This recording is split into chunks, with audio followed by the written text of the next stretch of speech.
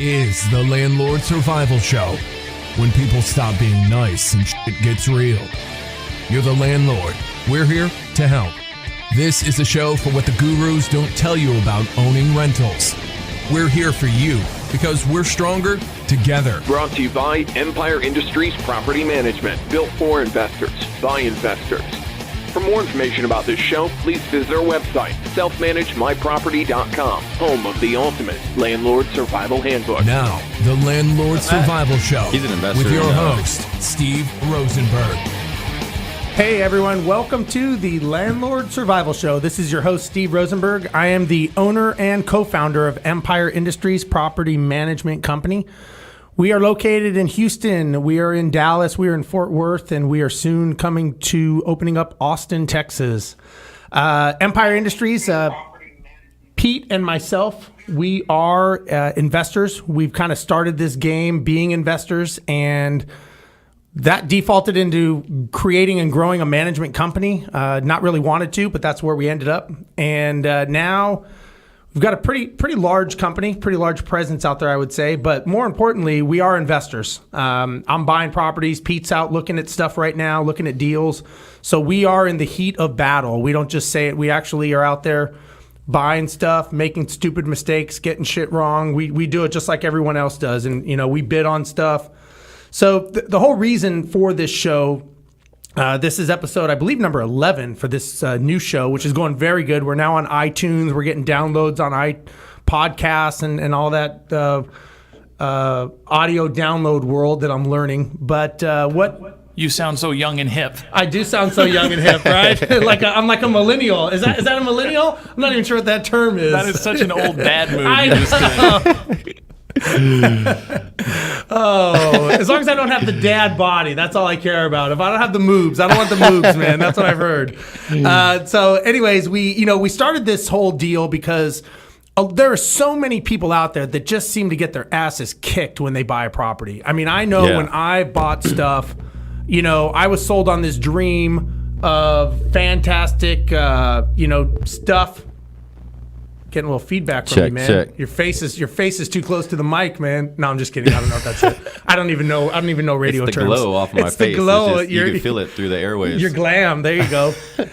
So we, Pete and I basically started this group. It's almost like a rehab group, the Landlord Survival Show. We've got a Facebook group. We've got a lot of people on there, people from all over the world, actually, because I get to speak and travel.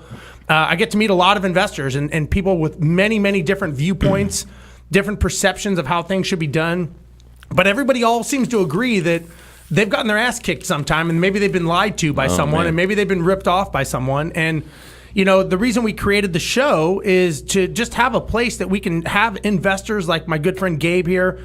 We talk about shit that goes on that people don't like to discuss. And I think it's very, very important that you learn these lessons. You take things away from it and you go, okay, well, shit, I don't want to do what Gabe did. He really screwed that one up, which we're going to hear about later. But, those are the things that we've learned. I think it may be. I'm not sure. He's getting some feedback. Check 1 2. You got a grill? Is it your grill doing it? That's what it is. It's probably... There we go. You got it fixed, man? All right. Some technical difficulties from Adam. All right. So, we have a Facebook group, Landlord Survival Group, and we have a website, selfmanagemyproperty.com, where we've created an actual manual for people that have these issues. And some of those issues are, what the hell do I do when I have to evict a tenant? What do I do, or what can I say or not say when I have a fair housing issue? What is a make-ready? Would you know what a make-ready is if you never do them? I wouldn't know. Is that like a makeup term? I mean, I don't even know what that means. And so these are the things that we created in this manual of how we manage over 1,000 properties on a daily basis. What should you and should you not say to a vendor? How do I know this guy's not ripping me off? Those types of things. So these are the things that we... you going to switch headphones, man? I'm switching mics. I don't know what's going on with that mic. All right, he's switching gears there. Look at it. You're like double check, fisting 1 it. 2. You're like double fisting it with two mics, man. I love it. So I've got my good friend Gabe here. Gabe, we're good. You good? Yeah. Awesome. All right, there we go. All right. Quit messing around over there, man. Man, I'm trying to I do don't my know show. what Look, it I is. can't even bring I you here for know 5 what- minutes, and you're screwing things up, man. It is the Landlord Survival You're Show. like a I mean, little you gotta kid. be, You're you like gotta a be little ready. kid. You gotta be ready, right? You gotta be ready. You're like playing over there like a little kid, man. I don't understand. Telling me to scoot down. Yeah. Scoot down more. Gabe, first of all, tell Good. everyone who you are. Okay. Let's hear what you do. Let's hear. You went to a good event this weekend. I want to talk about it, and then I want to talk about your major screw up because that's what people want to hear. Yes. They I want to got hear some screw somebody ups. they want to hear somebody that screwed up worse than them. I think. I think that's easy. Well, isn't that what we like to hear? I mean, Yeah. look, at the end of the day, nobody wants to see someone fail, but they do like to hear, okay, I'm not that stupid. There's other people that have made these Yeah. mistakes, and you feel a lot better, I think, at some level when you have someone that you can relate to that says, well, shit, okay, I'm not This that stuff stupid. happens. I'm Yeah. not that stupid, Yeah. right? Yeah. I mean, I may say that to me, but I don't think you need to say that Right. to you, right? Because I've made a lot of mistakes, man. You name Well, them when and you're I've going made through the them. process, you're like, I know I'm not that stupid. Did I just do that? And you know what's interesting is I think that when you're going through the process, people process things differently, right? Some people process things where they have a challenge or a problem or just a major colossal mess up, and they either crumble or they rise to the occasion. And I know that when Pete and I had our crappy properties, and we didn't know what to do at first. I relate a lot of it in my head to flying because that's what I do, right? As Right. a pilot, we deal with emergencies, and in the flying world, when you have an emergency, you got to work the problem, right? And I remember when Pete and I had all these homes, and we had a Hurricane Ike come through, and we had all these issues. And I'm like, all right, you know what? We have to work the problem first. What will kill us, right? Let's dissect what these problems are. And we did that with Hurricane Harvey when we had Hurricane Harvey roll good. through. It was like, okay, what is catastrophic and what do we have to address right now, like a triage? Let's deal with that. That's good. And then once we dealt with that, it's like, okay, what's kind of has limbs cut off, right? We've got the heart pumping now. What are the limbs? Let's deal with that. And you start segmenting things off, and it's the whole eating the elephant one bite at a time. Yep. All these stupid sayings, climb the mountain one step. You see all these stupid memes people have. I love these. Yeah. The fat guy in his underwear and on his couch all day is doing these successful memes. I think it's Right. hilarious. But, there's something to that, right? Because That's they awesome. see it, they know it. I don't think they're doing it, but, they're great for encouragement and everyone to, like let's it. do it. Well, give the double we'll heart like on it. Instagram and shit like that, So 2 thumbs up. I got you. 2 thumbs up. I don't think they do that. I think you're aging They do that. yourself. Oh, am I? Yeah, I don't Oh, think man. they do unless it's Isn't a new only app. one thumb up nowadays? Yeah, it's just That's a an one awesome thumb. app. There's got to be a 2 thumbs up app If there's not, maybe you can There make should one. be man. one. There should be one. There for should be one. entrepreneurs in real estate. Yeah, 2 thumbs. All right, Gabe. Let's hear do it. your Which- story, which- man. oh, Well, first man. tell everyone who you are. What Okay, you let's do. go. Okay, Let's hear your so background. Gabe Rodarte with Vertical House Buyers. So we do a lot of stuff. So a lot of our stuff is there we go. So we buy properties, we hold properties, we flip properties. So we can list properties. Also, I'm an agent. We do some of that, but mainly for our own. We have rentals, which we'll go into a couple blenders that I did just recently. And we do wholesaling, all types of stuff that has to do with real estate. We don't just target one area. We just have a fun time. I mean, that's really one of the things. We have teams that are out there doing their part of the business. And we all just get to come together and talk about cool stuff and grow. And you've got a pretty cool group too. Tell everyone about your group. Yeah, man, I totally Come forgot. on, Yeah, man. so I gotta- North. I gotta plug it all You got for to you. plug it, dude. So North Houston Real Estate Investors. So if you go to northhoustonrei.com, we got the website up and going. So you could look at the next event. It's in North Houston. And so we meet once a month, which would be the second Monday of every month. And we always have an awesome speaker. Steve, you've been there. I've been there, and yeah. we have just a good group of people that just talk about building their business and growing. That's really what I like to do, is help people just grow. And sometimes it's just going from, if you're from 1 to 100, if you're at a 5 or a 10, we help you get to like a 35 or 40. And then you're off on your own. You can figure out how to do it yourself. Yeah, and you know what I like about your group, I'll say, is number one, you have some very good quality people. Steve Vigil from the Wealth Club, Steve great V, guy. You yes. know, you've got the guys from Senate House Buyers, Matt and Sam. You've got some guys that are actually out there doing it. They're not just talking. I hate going to these events where I'm sitting there listening to this guy and I'm thinking to myself, he's so full of shit. He doesn't even know what he's doing. You know what I mean? I'm just sitting there thinking in my mind, I'm like, he needs to just walk away. Because, you know as well as I do, when you're in the heat of battle and you're grinding it out and doing it, there is a difference of person. You can tell that You can difference, tell. right? Yeah. And what you do, the group you have, it's such a good group because the people out there want to learn. Yeah. And it's not a takeaway. I'm not going to tell you this deal because this is a secret deal and you need a secret handshake to get into this circle. Man, we got stories every month. We have stories coming in. I have people texting us all the time. Hey, Gabe, I just need some advice. I just need some help. I just helped a guy yesterday. They're going to move into their own house, and he's like, "Can you help me navigate how to do this and how to structure my finances so I can buy this house because my wife and I really like it?" Just stuff like that. I mean, I didn't have that help. No one was like really there for me. That's why this whole show exists, it's man. like, no one was like saying, hey, look, this is how you should buy your own house, or this is how you can, if you buy it this way, you could set yourself up for the next 5 years the way you buy your first home. Yeah.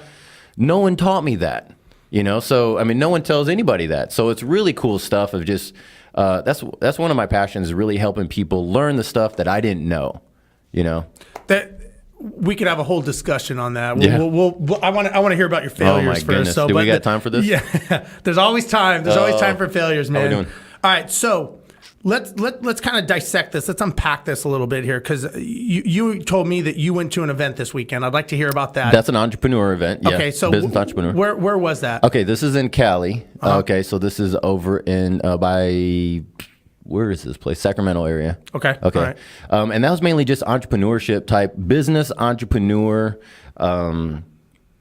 just really taking your business to the next level. I mean, there's all types of people there. This wasn't just real estate. And the reason why I wanted to go is because some of my best counseling, and this is something for everybody, some of the best counsel comes from outside the real estate world. Absolutely. And right into, these are just business practices. This is just smart. So sometimes we get involved in the real estate realm and we only get real estate wisdom, right? Right. You're specialized, right? Yeah.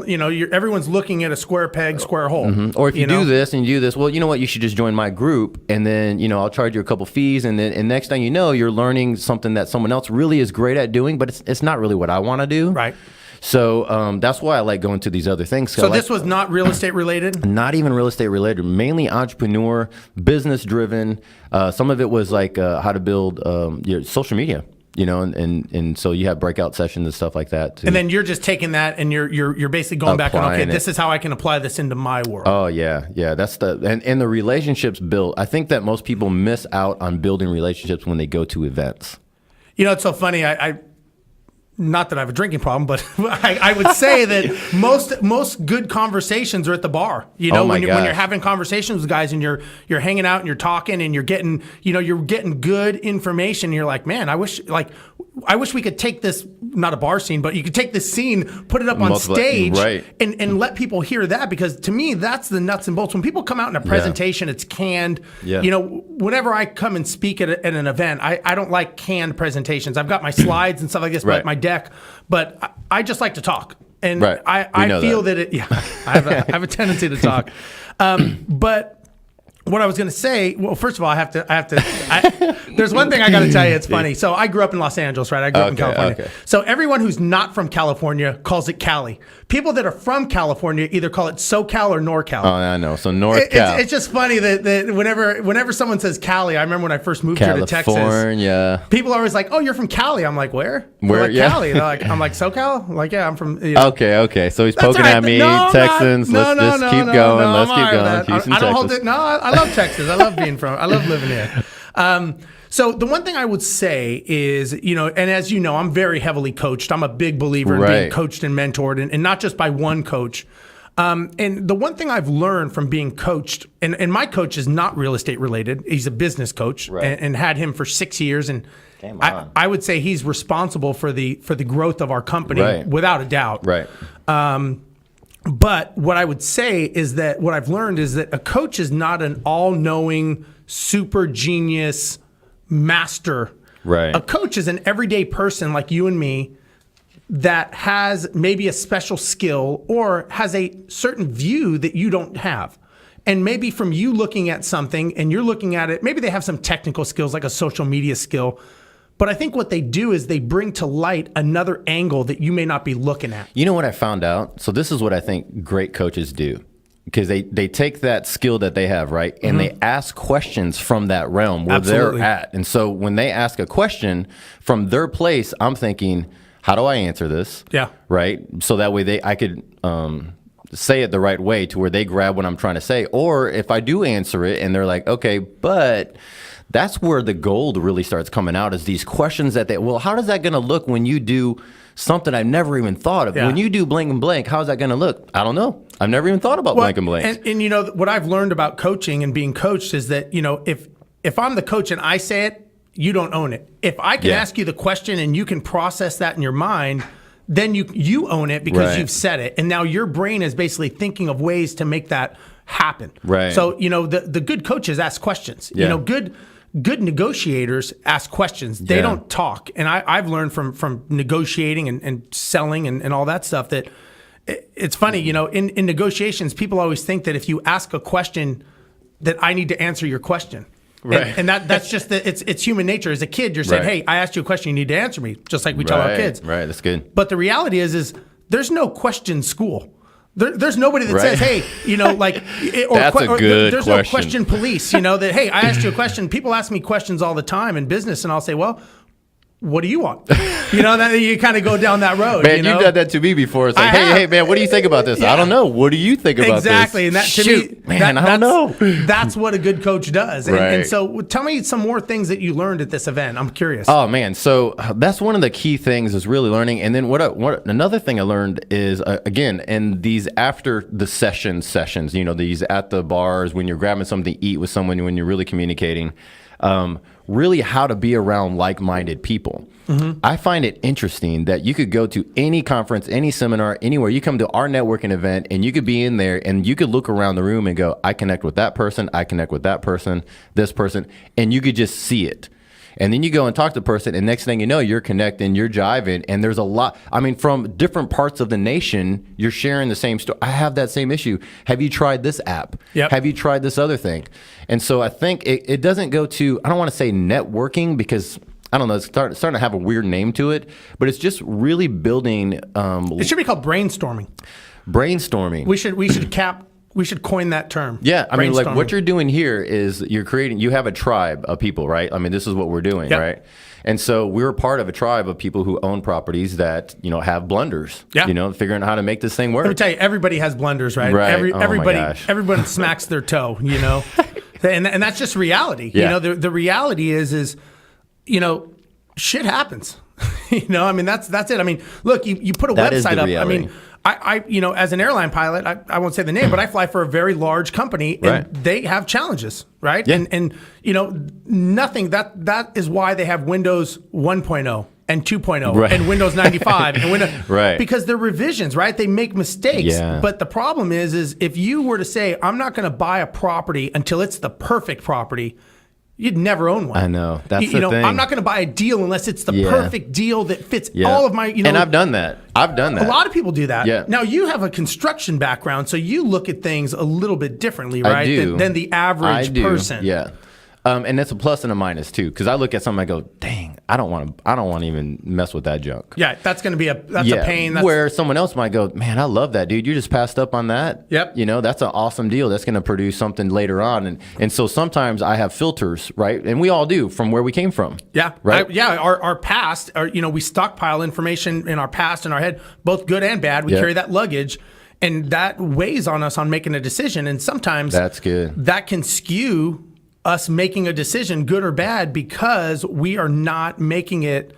You know, the challenge with owning an investment property is that a lot of us have too many emotions tied to it. You know, and I did a video Absolutely. the other day about the difference between a landlord and an investor. Yeah. And landlords, I think, are dying breeds because they're not growing with the industry. And when I say a landlord is the person that wants to do it themselves. They don't understand the power of leverage. They can only buy so many properties because they only have so many hours in the day. They cannot continually, if they don't understand the power of leverage, a landlord could be a guy that doesn't even want to get a loan, right? He's not even leveraging his money. That's good. He's not leveraging people, right? And the biggest thing that I think reason landlords fail is they don't leverage their time. They don't value their time. Leverage. And if the That's people good. that I've learned and met and talked to that are the most successful, the one thing they protect the most is their time. Mm-hmm. And I remember meeting with a gentleman, very, very wealthy, and we had a meeting, and he was very, you know, he wanted to talk to me. We had a conversation. He says, "You have 12 minutes." And I'm like, "Whoa. Game on. Like, all of a sudden you're thinking, he says, listen, I like you. I'd love to talk with you, but I've got to protect my time. Wow. 12 minutes is more than I give most, he said. I was like, holy shit, man. I didn't know what to say. I think I wasted 3 minutes just trying to think that I only had 12, So what did you get out of this event this weekend that you went to? What was do you have like one takeaway that you said, man, that's Dude, what I'm doing? you hit it on the head right now. You hit it right there, is leveraging time. I started realizing, as watching successful people and just seeing what they were doing, I saw my time chart per day just kind of go out the window in simple conversations. Just like, hey, let me answer the phone real quick to this person, or let me get that call, or let me do this other. And I just saw my time clock just go out. And my coach, a week before, he was like, hey, look, you need to learn how to be purposeful and intention with your time. So he gave me a time chart. And he's like, do this. Well, over this weekend, I think the biggest thing I walked away with is how to leverage me. Right. And I've seen successful people do it. I think one of the issues of this rental property that I have that went sideways was that's next on my agenda. We'll I've got talk about here. like how I didn't leverage it right. Yeah. And emotion was involved. So let's think about this. When I don't leverage correctly, I normally have some form of emotion involved into it that doesn't need to be there. Okay. So I'm like, I want to touch it. Right. Or I want to get the phone call, or I want to be more involved, or I'm in a conversation and I'm like, you know what, I don't want to be rude and hang up on the person, but I do have to go and make another phone call. All those weird type of moments that happen. I noticed with you, dude, text message, emails, it's hard to get a hold of you sometimes. So when I'm like, hey, and 24 hours later, I get the answer. It's a great answer. Yeah. But it's 24 hours later. One of the reasons a couple of reasons that happens, funny you say that, is our coach told us one time, he said, if I'm always answering questions for people, this is how he handles us. He says, if I always answer your question right away, I'm basically training you to be the answer all the time. I will be your answer all the time. He goes, and you'll always come to me. But he said, if I give you a day or two to think about it and figure it out, he goes, more than not, you're going to come up with a solution on your own. So by the time I get back to you, you're going to go, you know what? I've already figured it out. No worries. Which is what he wants. So true, man. And I'm like, so true. So you're not ignoring me on purpose, or you are? I'm not sure what you're telling me. He's acting like he's doing it on purpose, but really he was having lunch. But the other reason is I was taught that in order to protect your time when you're on a phone call, that all of a sudden goes into, hey, what's going on, man? What'd you do this weekend? Oh man, you name it. But a text message or an email is a direct question. Very direct. They have to answer it and not answer it, and then you're done. So again, that's good. It's a tool. It can be a time wasting tool. We all know that. Yeah. But it can also be a tool to say, okay, let's just get to the point. Let's get to the question. Let me answer it and move on. Yeah, that's good. And so I try to do that, and it's not a matter of, again, we are in such an instantaneous society. Yeah. We want to be, we want our hot chocolate and our snowflakes, and we want to be felt good, and we want to be told we're great and all this stuff. But the reality is look, we all have shit to do, right? And you've got to protect your time. There's so much to do in a day. And if you're an entrepreneur, so we're talking about entrepreneurship, right? You have a dozen ideas within a minute, right? You got stuff happening all the time. Man, I probably have 24. So you're just like, wow, this is a great idea. That's a great idea. Maybe I could apply this. Maybe I could do these other things. And if we don't know how to really leverage our time, we won't put any of that stuff we won't put that one really, really good idea into practice because we're just too busy doing everything else. Man, it's so funny you say that because I'm me, right? I am full throttle through the wall every day. No way, man. No way. People are like, man, how do you do it? Yesterday I was flying, and today I'm here. And anyways, I am the guy, I'm like the yes guy, right? Someone says, do you want to be on this show? Yes. Do you want to do this? Yes. Do you want to make 50 videos? Absolutely. Let's do it right now. Like not even tomorrow. Like let's roll, you know? I got you. But the problem is sometimes I say yes too many times and I have a hard time saying no because I equate saying yes with forward momentum. And sometimes, I've been told don't confuse progress with movement. And I have a challenge sometimes that I confuse those two. I think if I'm being busy, I'm being productive. That's not always the case. So case in point, Pete, my business partner, he gives me this book last week or something. He says, hey, you need to read this. And it's called The One Thing by Gary Keller. Oh, game on, man. And so I start reading this book, and it's very interesting because all of a sudden it starts talking about how you need to focus on one thing that you do. And I'm reading this book, and I'm thinking to myself, man, this guy's dropping some knowledge like directly to me. I feel like, he wrote the book for me, obviously, but it was interesting that it's basically talking about how you need to focus on one thing and just laser focus and just blow that shit out of the water and then go to the next task. Don't try to do 15, which I tend to do. And now I'm doing 15 of them real shitty. Yeah. And I think we all have that where, we feel like the day's getting away from us and we don't, sometimes I wake up and I'm like, okay, I got 50 things to tackle. Man, we just hired somebody just to help me stay focused. I'm not lying. So this is a great guy. So he's doing really good. He's more of an admin type role. Yeah. And yesterday, so we came back from the weekend. I'm still in the brain fog. I'm writing some notes down, doing some other stuff. My wife is the major account coordinator type person, and she runs all the back end. Okay, she's the Pete, right? Yep. So Pete's gone now, basically. All right, and so my guy's saying, okay, what do we do? I'm like, I have no clue. He was, well, I'm just waiting here. I was like, how about this?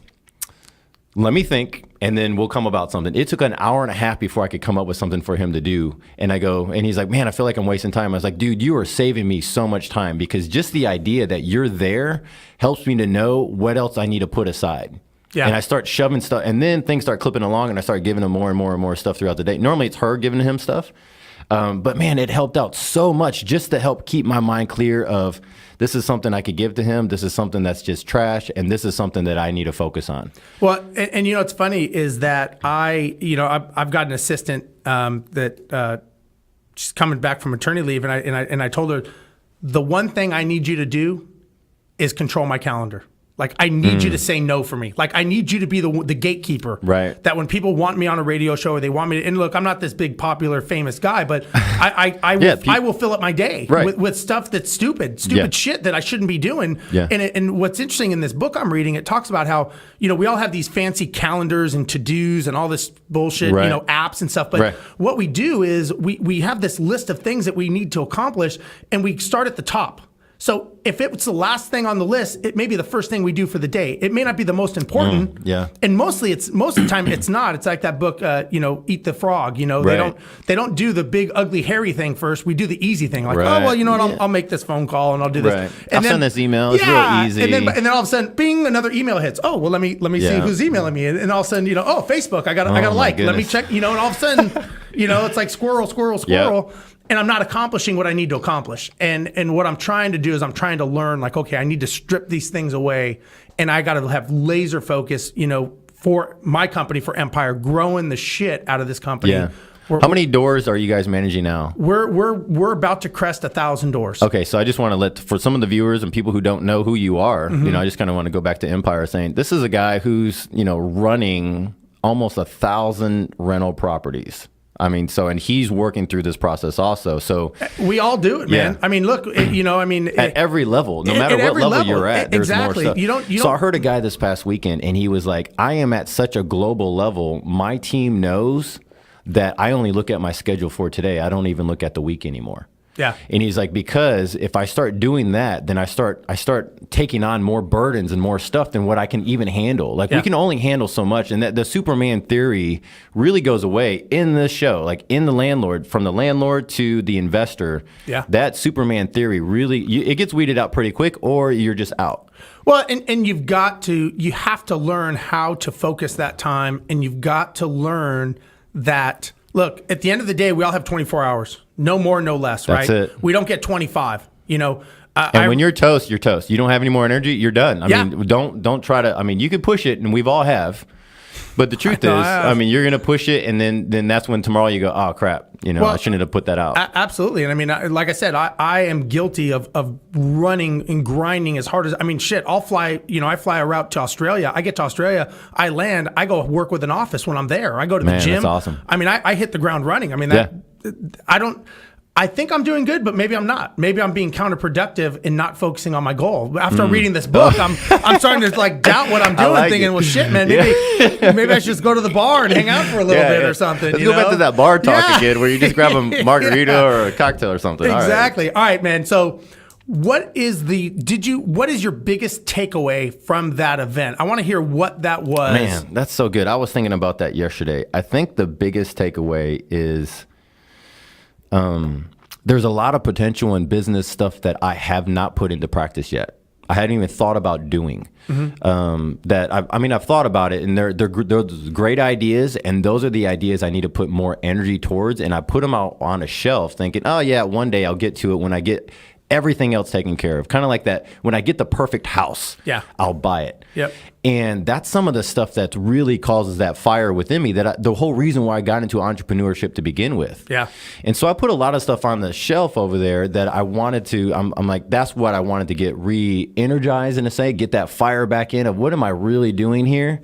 And so, the big takeaway that I can put to the audience also is just sometimes there's some fire that's within us. The reason why we got involved with real estate, the reason why we got involved with entrepreneurship, and we put it off on the shelf for the security, or maybe just not wanting to take the risk. Yeah. Right. And so there's some areas that I'm going to start taking more risk in. That it's not dumb risk. Yeah, if it's calculated risk, it's not really great. risk. No, I think it's more of a leverage. I mean, risk is stupid when you don't have a goal of the outcome. You know what I'm saying? If you just say, hey, I'm gonna get on the freeway and I'm gonna go to Disneyland, and you get on I-45 North and just start heading that way. You're not That'd be a fun trip. Yeah. Well, yeah, but you're not going to make it to Disneyland, right? Getting there. So you have to have, the risk could be like, okay, well, we're going to go to Disneyland, and what's the strategy now to get there? And Game on.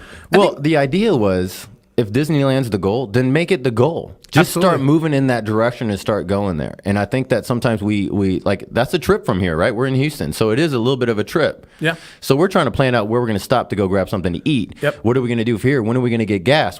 All these other things that pop up, and the big takeaway for me is just start moving in that direction. Car, man. Yeah, you know where you got to go. You know what direction. You know what freeway. Yep. That's great. Start moving in that direction. And you know what? You'll probably get lost on the way.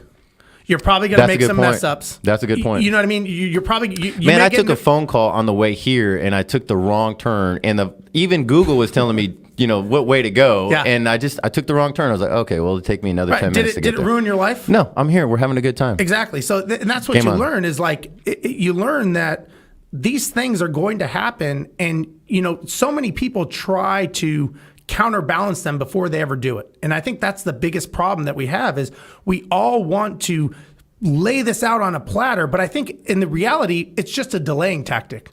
That's good, man. So let me ask you this. Okay, so you have these goals that are on the shelf, right? Yeah. Have you written these down? And do you have an execution date for them now? I don't have an execution date, but I do have them written down. I wrote them down from off the shelf. I'm like, you know what? Let me write this down again, and let me see what does that look like this time around. Right. Maybe I haven't seen that in maybe 3 years. Yeah. 2 years from now, 3 years ago, I was thinking, oh, that'd be great. Well, now our business is at a place where I could pull those down again and say, oh, you know what? I actually have time to accomplish. I know how to leverage differently. Yeah. Where before it was a pie in the sky. Now it's like, I think I know how to get there. So you've gone from the someday world to the possible to the one day world, basically. Yeah. But now it's putting it off of that and now putting a goal to it and planning it out. What's the end date? You got to put a date on it, man. Man, I know. You got to put a date on it. That's the key. You put a date on it, shit starts getting real. Yeah. If you say, you know what, I'm going to do this by 2019, the end of 2019, now you know the destination. Man, stuff starts happening when you do that. I just raised a little bit. When I say a little bit, I raised about another 800, okay, to put through some more property. When I say raise, I didn't say I used it. It's a potential raise. Right. Hey, man, I got another 800. I need you to put it to work. Okay. But stuff starts happening after you put it down on a piece of paper. It does. And when you put a date to it, that's when shit starts getting real. Because now and when you look at it every day, have you ever heard of reticular activating system? It's called the RAS, right? When that's in your filter and you're looking at it, it's like when you buy a red Corvette. Man, there's some real stuff connected to that. Yep. Man, I've been researching lately, and that's some real stuff. You start putting out. So we have some goals before the year's up. That's basically some private business goals that we're reaching. And once we started put it into place, I'm like, we're going to reach this goal. Yeah. And then another deal and a different deal over here and a deal from some other place came in, and I'm like, we're really going to reach this goal. And then next thing you know, I'm thinking, we need to raise the number to this goal, because I think we're going to reach it before the year's even up. And then I don't like wasting time. I don't want my December to be like, wait, we reached the goal and let's just take a break. So I remember, it's funny you say that. When in the management company, so right now at Empire, we collect a little over 1.5 million a month in rent. Okay. Okay, so just a little bit of change. Yeah. So I remember when we told our coach, I said, hey, we when we passed $1 million, that was a big thing for us. We're like, man, we passed $1 million a month in rent. He says, that's great. What's the date for 2 million? Oh. And we're thinking, shit, man, You're celebrating, high five. We just crossed 1. And he says, hey, if you don't have a date, it's never going to happen. It's not going to happen on its own, right? And so I thought that's what I love about mentorship and coaches and stuff, because they're always pushing and always helping you grow. And it's one of those things, like, you do need to take a rest. You do need to enjoy the fruits, right? Absolutely. Of what you work for. Without a doubt. But at the same time, we're in business. Yeah. Right? Without a doubt. All right. I want to hear the story, man. Oh, man. We've had all the good, fluffy. Do we take a break on this one? No, this breaks, is a rolling man. the whole time? We're rolling all the way through, brother. Whew. All right, so real talk. So I have lay this out. Lay all right, out so the here's story. the story. All right, so I have rental property. Great tenants. I mean, they do pretty good. All right, but I did not set up a relationship with them for to call me whenever something happens right away. All right, I didn't really know to set up that relationship with them up front. I let them know loosely, but never like, hey, this is what really needs to happen. If something happens, let me know right away.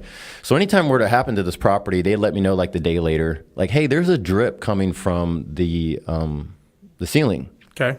Okay, well, like 2 days later, they'll let me know, and they're like, well, it's a slow drip, but it's coming from the ceiling and it's not raining outside, so we need to get somebody out there to go see what the deal is. And so, and that was, I don't know, maybe that was almost this last freeze, which is, I don't know, February, whenever it happened. So not a big deal. Guys went out there, they fixed up plumbing and everything, and we're good from there. Well, just recently, she called me and she's like, that same spot's dripping. And I'm like, I know. I was up I saw the repair, right? So I saw that it was done right. And I'm like, man, maybe it's just some cheap copper pipe or something and it's dripping again. But the odds, I mean, come on, what are the odds it's dripping in the same spot in the same part of the ceiling? Right. So I'm like, now this is the part where you see this landlord thing and this thing of like leverage. No, that wasn't me on this one. So, and is this is on a Saturday afternoon. And is this Gabe, the construction guy? This is Gabe. Yeah, this is Saturday afternoon at 2:00 in the afternoon on Saturday. Okay, not long ago, within less than a month. Okay, Steve. Okay, so I'm still like, okay, what do we do? So, everybody that I would turn to go look at it. So 2 plumbers are out of town. 2 separate types of plumbers. Okay. All right, 2 different companies. So I'm like, okay, well, they're gone. All right, one's on a cruise and one's doing something else. And I'm like, okay. And so I got a handyman guy that I use. He's out of town. So everybody that's really my team that I would rely on is gone. Okay.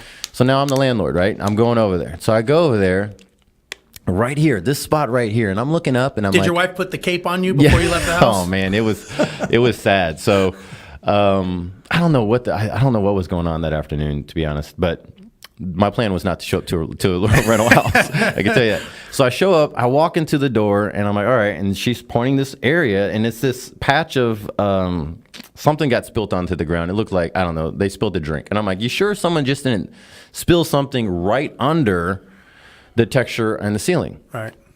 And the repair part. And she's like, no one spilled anything. I'm like, well, it looks like someone spilled something. So we went back and forth, and this is so weird. So half of the living room, okay, she goes and walks over. I said, well, let's go walk over here. This feels kind of wet over here. Oh my gosh, Gabe, it's wet over here. Okay, well, she has her shoes off, right? She's walking barefoot. Oh my gosh, it's wet. It's wet by the TV also. Well, it's wet over here also. So half of the living room is wet. And I'm like, okay, hold on a second. Let me think where this water is coming from. And I'm thinking there's got to be a steady drip coming from somewhere. So I go out to the garage. Garage doors are closed. I walk into the garage, and it's freaking hot in there. I mean, this was before it was cold, right? So, I mean, it's like 90-something degrees in the garage. And I'm like, So I'm opening up the garage door so I could breathe. And as I'm opening up the garage door, there's water coming out this side, like right where that, one of the tracks to the garage door, There's water dripping out. And I see a bunch of towels right there. So I'm like, okay, someone knows that there's water coming somewhere because somebody. Now there's towels, right? There's quite a few kids in this house. All right, we have a Gabe lot more the than what inspector. Gabe the inspector. Yeah, now I'm the now. inspector, Yeah. and I'm what do you call it? I'm a detective. Detective. Here. Yeah, I like that. So I'm I'm detecting that there's a problem. So water is coming out. It's freaking hot inside. And I go and there's a water heater, right by the garage door, right by the track that I saw. So water's coming out. I'm like, okay, there's a leak from the water heater. I get it. Move the dryer out of the way. Dryer's outside right next to the water heater. Move the dryer back. The dryer isn't even connected to the exhaust vent. And whatever kid decides to go and pick out the lint to the dryer and clean the lint, grabs the lint and dunks it behind the dryer. So now I got a little bit of a fire hazard going on here because there's quite a bit of lint going on. Well, the lint was used to dry up the water that's been going on for a while. Makes sense. Okay. I'm like, okay, yeah, you see where this is going. I see this. Okay, so I'm like, all right, so I pull out the lint and I move the dryer back and I'm like, man, this is all wet underneath here. So we move back. At this point, I call up a secondary handyman friend of mine. I'm like, look, man, what are you doing tonight? And he's like, well, I'm going to go to the party later on around 8 o'clock. I was like, and this is 4 something. I was like, I need you to get here right now. Bring your tools. Bring your stuff. Okay. So he brings his stuff over, and I'm like, I need you to cut back the sheetrock, do this other stuff. I'm going to go back inside. I go back inside, half of the living room. So now I'm moving all the furniture out of the way, taking the kids and say, hey, guys, move all the stuff. She has like an 18-year-old son in there, so he was helping move all the stuff back. So I'm cutting back carpet. Half of the living room is now cut back. They didn't even notice this, Steve. Wow. All right. Well, we noticed, and this is what's interesting. They had her brother, who looks like he's probably 20-something years old, just happens to be there also, who's not on the lease, by the way. Interesting. So, well, he was, hanging out. When he hangs out on the weekend, they're able to say that because it's the weekend right now. He has a mattress on the floor right in front of the TV. That so happens they weren't able to tell. A lot of people do that, right? Yeah, all the time, man. But his mattress was in the water? His mattress was on top of the carpet that was wet. Okay. And so, and that same wall that's on the other side of the garage is where the entertainment center is and whatnot. So they obviously wouldn't walk over there. So, but now they see it and they're like, oh, well, we noticed something wet like 3 days ago. Wow. So we're pulling back sheetrock and this thing has been wet for a while. It's airing out to this day. Still. This is kind of like, this is one of those weird moments where I'm like, guys, this has been going on for at least a month. Wow. Because you could just tell. So was it the hot water heater that was leaking? The hot water heater was leaking. Now, this is why it was really hot in there, which is totally dangerous. You know when I pulled back the dryer? You see the lint? Yep. You see all the other stuff? The dryer is blowing in the garage, and the hot water heater elbow to the vent stack is now behind the water heater. Makes sense. So the water heater's just gassing out in the garage. Okay. You've got the... And I'm just like, okay. Dude, I was like, at this point, it's Saturday afternoon. Now my emotions are involved in this thing. And I'm like, this is not good. All right. Thank goodness I had Steve V actually called up Steve and said, look, dude, I need you to calm me down and I need you to help me because he has a way more properties than I do. Right. And he's like, okay, this is what I would do. Do this, do this, do this. Can I get in trouble if I do this? No, take out the water heater. You're just going to have to let it dry out. Yep. Wait a second. Do this other stuff. They're going to have to be without hot water because it's like now late Saturday afternoon. Yep. Right. All the plumbers are gone. Right. And here I am thinking, well, man, maybe I should hook it up real quick and blah, blah, blah. Well, there's no real quick in this game. Right. No. There's just not. So I'm in this place, and thank goodness I have good friends to vent to because they're like, dude, just calm down. Yeah. And I'm like, sometimes you got to step away from this situation. Yeah. Well, I had a good, the word of wisdom I got from this thing was, if that's going to bother you, then get out of the rental business. Yeah, absolutely. Well, and it goes back to my conversation earlier about being the landlord. Mm-hmm. And being the landlord is it's a dead end road. I mean, it really is a dead end road because the challenge with landlords, that mentality is you're not leveraging people. What I find interesting is in this industry or in this society today, we have these apps, we have these programs, we have all these cool things, we have Facebook and social media. So we understand leveraging that as a tool, but we don't understand leveraging team. Right. And we don't understand, a lot of times, I think a lot of investors, or landlords, we'll call them. Let's call these landlords. I think a lot of times, and again, I was one of them, so I can speak from experience that we spend so much time looking at a deal. We spend so much time analyzing the numbers. We're looking at the interest rates. We're looking at the flood zones. We're looking at this. We're looking at that. We're doing inspections. That's all great up until the time you go, the rubber meets the road and you own it. Yeah. Nobody actually takes the time to learn, how am I going to get the return out of this week after week, year after year, consistently on a consistent basis. Nobody does that. And I was one of them. I never thought about that. I just thought, well, shit, I'm going to buy this property. We'll buy 20 or 30 of these things and we'll just sit back and roll in the money. This is easy living. Yeah. And all of a sudden you realize, like, holy shit, man, this is a business. Like, there's laws and regulations. Did you know that there's a law with the hot water heater? Is there? What's the law? Should we, if we say it on here, don't tell me because I don't want to get in trouble. Yeah, I'll tell you after. It's ignorance. Not on the air. Yeah, but there's Texas property code. There's laws. If it's over a certain temperature in the heat, you have so many days that you have to get things repaired. Otherwise, you have to put them up in a hotel. There's laws. The tenant only needs to know one word. That's Google. Yeah. Once they do that, they know their rights. And that's the things that people need to realize is like, look, man, shit gets serious very quickly when it comes to tenants' rights and all those things. And, it's not something, we put our life savings into this whole thing, right? We save, we all look at the end of the day, the perception of the person who owns a bunch of properties and the reality are two different things, right? Everyone thinks money's falling out of our pockets as we're getting in the car and we're dropping 50s, right? And we're going, shit, man, how do I make ends meet here, right? How do I make this work? In our mind. Yeah, you're thinking, okay, there goes month rent right there. That expense right there was just a whole month. Exactly. Yeah. Exactly. So that could be a whole year's worth of cash flow. And you look at that and go, well, shit, now if I don't fix this and the tenant leaves, I'm still going to have the problem. I'm still going to have to fix it, but now I have no inbound cash flow. So now my situation just went from bad to worse. Right. And a lot of times, again, as investors, people don't see that side of it. They don't see that side until they're in the heat of battle. There's perception, which I've learned is another word for opinion. And then there's reality, which is another word for fact. Yeah. So there's perception and there's reality, right? And again, we have our opinions and then we have our facts. And the fact is, there's so many landlords, and again, like I said, I was caught up in this myself. They don't know what they're doing. They don't take the time to actually go, okay, I'm buying this investment property. Maybe I should learn a little bit about running the business. And when I talk to, I talk to investors all the time, and they say, well, if they're having a challenge or a problem with the tenant, and they'll say, well, it's my house. I say, it's not your house. It's your structure. Right. There is a business running inside of that person is renting. It's just like owning a commercial strip mall and there's a pizza business running in the pizza in there.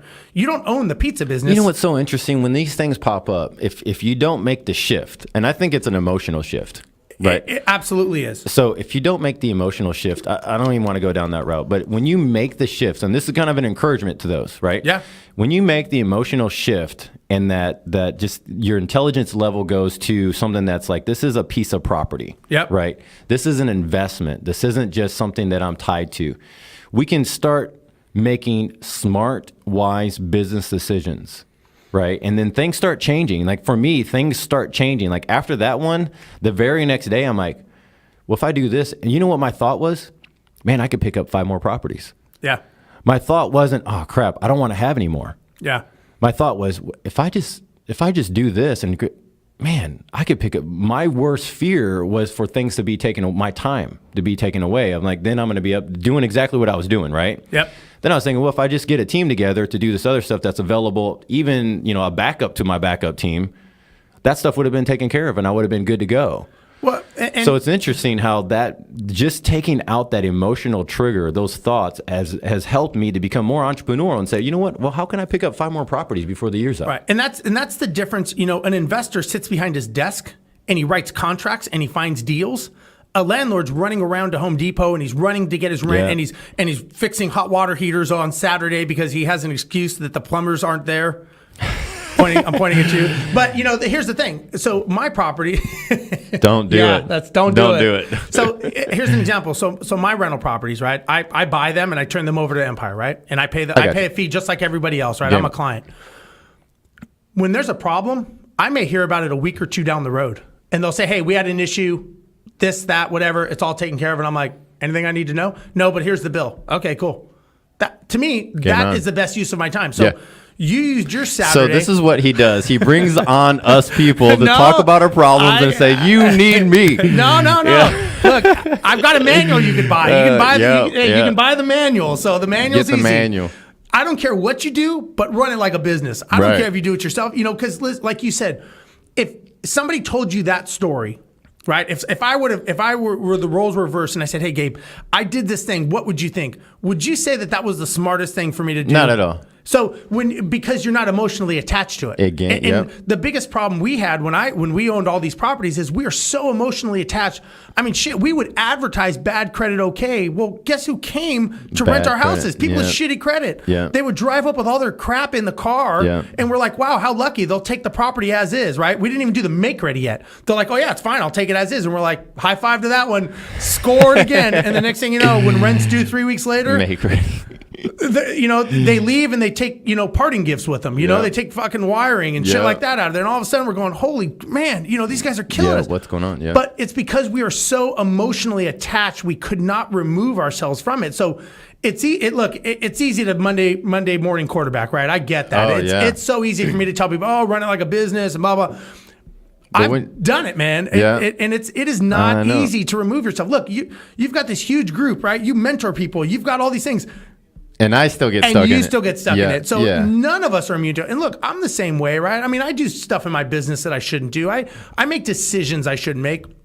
I think the key is, do you learn from that? Right. That's the biggest takeaway. Do you learn from that lesson? Is it a lesson or? And you know what's interesting? This is what I love about entrepreneurship. This is what I love about business is that you have the power to learn from your lessons and actually make more money. Real time too. It's not like, hey, this is a book I'm going to read. No, this is a real time. No shit. You can learn from a lesson and say, wait. So you mean if I learn that, I can win even bigger? Yeah, you can. Yeah. Shoot, let's do it. Well, not only that, but think about this. There are so many people out there willing to give their time to educate people. Look, you've got Steve with the Wealth Club. You've got all these, you get Daryl Dyke does the Noble Mortgage. yeah, we do man. our owner education series. Everybody has all these events that are here to help people. And then people still don't take advantage of it. They fail. And then they sit there and say, oh, real estate sucks. It's like, it doesn't suck. You suck because you had the opportunity to change your world and you chose to be lazy. Yeah. You wanted to sit on Facebook in your underwear and write stupid memes, about how successful you are. I went to those seminars too whenever they're saying you could do that in your underwear. I haven't figured out how to do that yet. I don't think you should, for the record. You're better out there grinding, man. Yeah. But yeah, I mean, and that's the thing. We all want that. We all want that. That pearl, right? We want that success. We're all striving. Look, you're out there every day. I'm out there every day. We all have. We may have different goals, but we know the way to achieve those goals is step by step and get up in the morning. Yeah. And no reason or excuse is going to tell me not to move forward. Right. I'm just not going to allow that. Right. And like I said, the reason we created all this and do all this stuff is we just want to help people. And I think it's important. I think it's important to give back. I really, really do because, nobody ever gave me what I'm giving other people. Right. When we help people or, I've got 200-300 video blogs on my Empire website. Yeah. We've got the manual. We've got Facebook group. I mean, we do these things. I'm an airline pilot. I don't need to do these things. I don't need to do a radio show. I'm fine. I would be fine just having my real estate rentals, not even the management company. Right. And flying as an airline pilot. I would be totally fine. And people are like, why do you do that? You do this because you have a higher purpose for doing things, right? You don't do it for the money. Yeah. You don't do it for anything. You do it because you like doing it. There's a certain thing in me where I'm like, man, I wish someone was there for me to do that. I guess that's where, you have coaches and mentors. For me, I just want to see people be successful and have a great time doing it. Absolutely. And all the time, it's like, you know what? No one told me this. Maybe there's other people that need to know this because no one told me this part, of the deal. And you put it out there and like, yeah, that's actually I don't know how to do that either. So and I think one of the nice things, we got a couple minutes when I want you to talk about your group, but one of the nice things for me, and I'm sure for you, is when somebody comes up and thanks you and they say, man, like, people come up to me and they say, man, thanks for all the videos and stuff that you do. They're like, I really learn a lot. That's good. Because you're not selling anything. They tell me, they go, you know what, you're educating people. Yeah. And it really is helpful because there is no roadmap. And that's, again, Man, that value there, though, I mean, to me, that value is far more because you just help someone's life get changed. Absolutely, you don't know man. where they came from or where they're going to be going. There's some people that we've helped. I mean, they're like superstars. Yeah. They're blowing me away. And I'm like, man, I didn't know I was helping that person. But, my story, I had Juan Cristales on here. Yeah. And my I love story Juan. with him is, he was over in Iraq, protecting defending our country. And I didn't know him. He called me and said, hey, man, I don't know you, or he emailed me and said, I don't know you, but I get your emails, and, I'm over here, I'm deployed, and can you please help my wife? She's got an issue going on. And you know what? That's I awesome. stepped up. I helped him. I didn't know him, but I helped him. I called my electrician. The electrician went out there. I don't even think he charged her. Wow. And he took care of it. And I didn't Look hear at from him for now. I months. mean, he's awesome. Yeah. And that, Yeah. He's a good friend. He's a great guy. And it just goes to show, if you help people, it comes back to you in multiple It ways. does. It doesn't need to come back monetarily. Right. So we got a couple minutes. Tell everyone more about your group, and if they want to know more about it, and if they want to get a hold of you. Yeah. So North Houston Real Estate Investors. So if you go to northhoustonrei.com, same thing with Facebook. You go to North Houston REI or /REI, and you should be able to see us on there. This video will be on there. And so we just love to educate, help people. So we're learn, connect, and build is our phrase. Good. All right. So we just help you learn, connect, and build. We always put some practical stuff in there. Like, you will walk away with something. Last time Brent Phillips, talking about. I got to get him on this show. Man, you need to get him on here. So building basically private money for all those. I mean, guys, you have to learn how to raise capital. Leverage. Just leverage.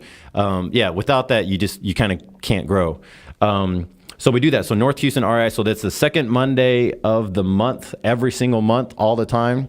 And I think we're just now hitting. I thought we already hit it, but I think this coming in November we're gonna hit our third year. Nice. So 36 months in a row. You've been out there a couple times. Yeah, I've done a and, couple Man, events. it's a blast. We just have a fun time. It is good. And then Vertical House Buyers is our company. You could reach us at 832-263-2613. And Facebook and all that stuff. Yeah, Facebook / No memes. Vertical House No. Buyers. No.